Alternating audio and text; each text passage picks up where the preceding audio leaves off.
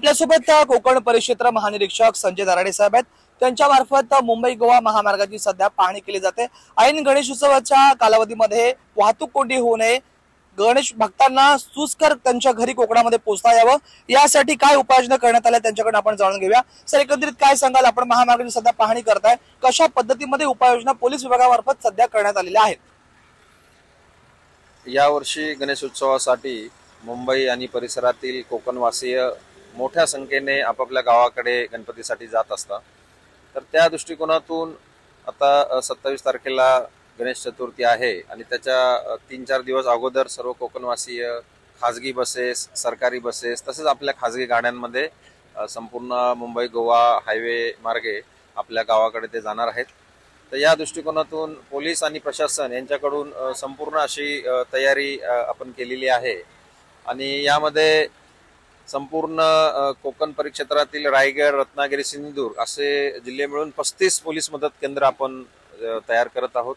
या सर्व 35 मदत केंद्रांना आपण सेक्टरमध्ये डिवाइड केलेले आहे आणि या मदत केंद्रामध्ये स्थानिक पोलीस, हायवे पोलीस, त्याप्रमाणे इतर जे रेव्हेन्यू मशिनरी आहे, ॲम्ब्युलन्स आहे, त्यानंतर क्रेन सर्व्हिसेस आहे, या सगळ्यांचा स्टाफ तिथे राहणार आहे आणि वायरलेस सेट वगैरे असणार आहे, जेणेकरून कुठेही वाहतूक कोंडी झाली तर तात्काळ त्या ठिकाणी नागरिकांच्या मदतीला प्रशासनाला जाता येईल। साधारण सर किती पोलीस तैनात असणार आहेत?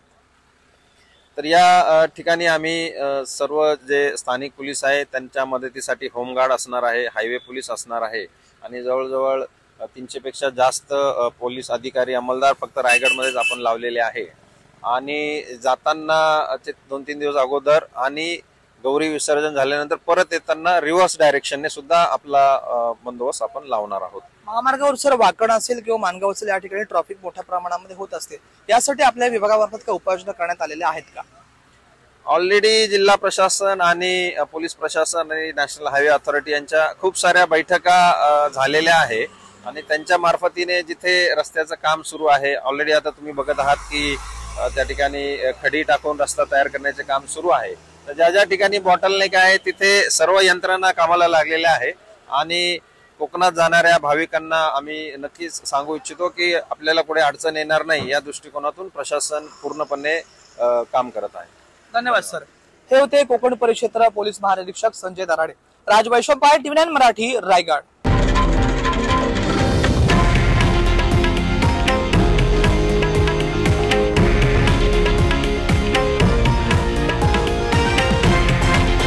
हे आहे देशातील नंबर 1 न्यूज नेटवर्क आणि आपण पाहत आहात TV9 मराठी, एकमेव।